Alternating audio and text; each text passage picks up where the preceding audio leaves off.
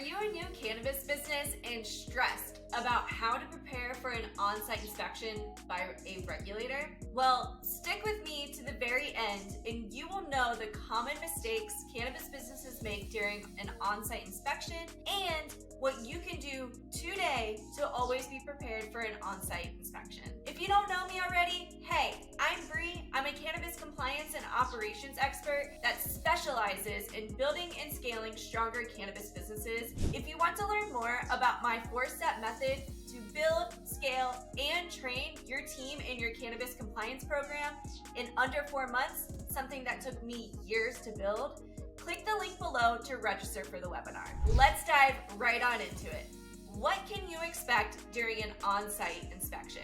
Regulating bodies that may inspect your licensed premises are state agencies, local municipalities, the health department, or even the fire department. Usually, these agencies will have their own checklist and a premise diagram of your licensed facility. You will be expected to drop everything when they come on site and provide them with your full attention. They may ask for records, inventory counts, validate safety in your equipment or your licensed facility, and confirm overall security within your business. A bonus tip here, ensure you have a single point of contact to interact with on-site inspectors. This could be a business owner, an operations manager, or even a compliance officer. Step number 2, what you can prepare for today for on-site inspections by regulators. So let's talk about your licensed premise and who has access to the licensed premise, otherwise known as access control. Within your compliance binder, more on this later, you should always have your up-to-date premise diagram. Remember, you are not able to modify your licensed premise without state and local approval before construction.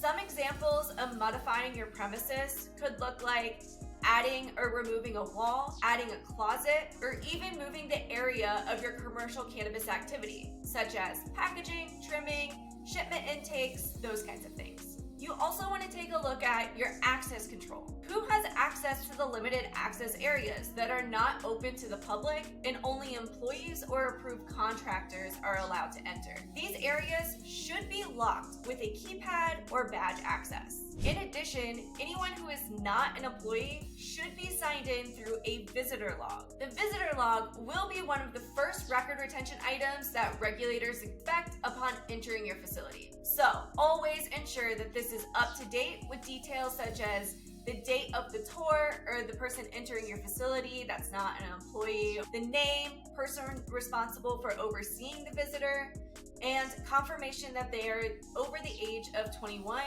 and any other important information about that individual. While we are on the topic of the licensed premises and access, ensure all your cannabis inventory is stored within the licensed premises. This is a very common violation that I have seen in California specifically, especially during the chaos of wildfires and trying to move inventory to save that product. So don't get caught with inventory outside of the licensed premises and not under your camera surveillance. This will absolutely lead to an investigator diving deeper into your cannabis business. Other areas that regulators may inspect is your business records. Your business records could be everything from your licenses and permits, certificate of analysis for your test results from your testing lab, surveillance records including individuals who have entered the limited access area where your surveillance records and equipment are specifically stored, employee records, employee training records, product records, and any deviation from your SOPs, or even advertising to confirm the majority of your audience is over 21 years of age. All of these records I have seen inspectors ask for during an on-site inspection, so make sure that they are handy and easy to access within 2 to 5 minutes.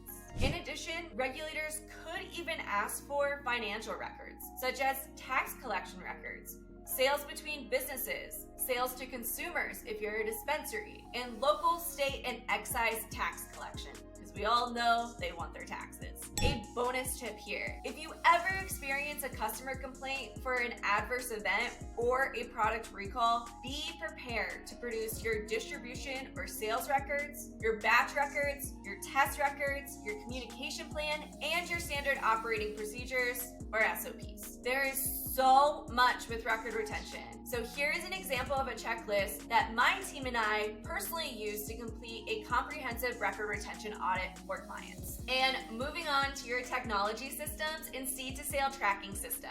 Specifically, we're going to talk about Franwell's metrc, the leading state seed to sale tracking system that tracks the majority of adult use in medical cannabis in the United States. During an on-site inspection, the regulator will review your physical inventory to ensure metric package tags are with the physical product or metric plant tags for the plants. They may also ask you to pull up your metric to confirm no outdated transfers, plants are in the system, consumer sales transactions are recorded, and there is no negative inventory. Wait, what? Negative inventory? Yeah, that's right. This is an entire topic in itself, so click the link below to register for a free 1-hour course where I break down everything that can go wrong with metric and inventory control with your third-party technology solution. Back to my tips. So, if an inspector does find a discrepancy in your metric records, they may start to dive even deeper into your cannabis business, asking for inventory reconciles,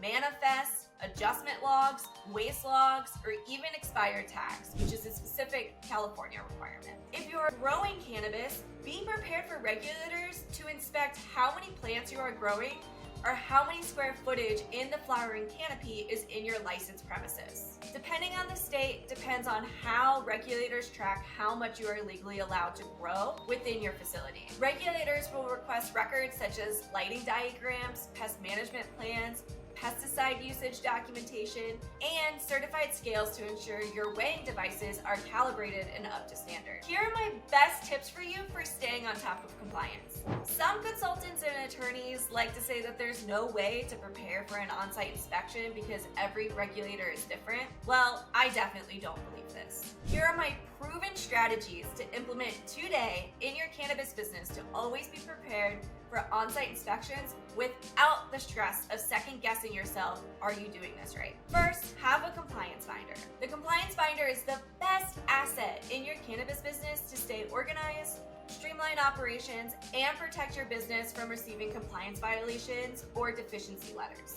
A compliance binder consists of your licenses and permits, your up-to-date premise diagram, your standard operating procedures, your inventory, employee training, and visitor logs, and any important contacts like your operations managers, your business owners, your compliance officers, anyone that would be critical for your success to operate compliantly. And here are some pro tips to keep your compliance binder in tip-top shape to always be prepared for on-site inspections. First, create a table of contents in the beginning of your binder. Next, add dividers with labels to easily navigate to all of the documents within your binder. Again, both of these tips are so that way you stay streamlined, organized, and it's easy to access all of your materials. But don't add any confidential documents here. However, you could add a placeholder on where leadership or management can find these documents for the ultimate organization. Be sure to review the binder quarterly and maintain records of each audit to instill confidence in the accuracy of the binder, because you should be reviewing that consistently to ensure it's up to date so that way it can be a reliable resource for you when on-site inspections occur. Another bonus tip here, if your SOP is stored electronically, like in your cloud drive, then within your compliance binder, put a placeholder specifically on what the title of the SOP is and where you can find that SOP within the cloud drive so you can easily access the materials. Another bonus tip here to help streamline operations and to be prepared for on-site inspections is to have a company dashboard to serve as a communication plan. Do not rely on email or Slack to communicate important changes, announcements, or even new training. Third, have a table of contents of your SOPs or a glossary. In this table of contents, list who the author is, when the last time that SOP was reviewed, the date of the last revision, and any unique identifiers that you use to label that SOP. And finally, always complete internal audits to confirm all record retention, inventory control, labels, and facility compliance. After your internal audits, you should have a risk assessment with an action plan to solve any risks in a timely manner, and also sort through, is that risk low, medium, or high? And get those high compliance risks off your plate as quickly as possible and ensure you solve them as quickly as possible. If you want to know the exact blueprint to build, scale, and train your entire team on my proven 4-step method to create a cannabis compliance program in under 4 months, watch this video and register for my 1-hour free workshop. Even if you can't make the workshop, go ahead and register. You will receive a replay of the webinar, and don't forget to subscribe for weekly cannabis business and compliance tips.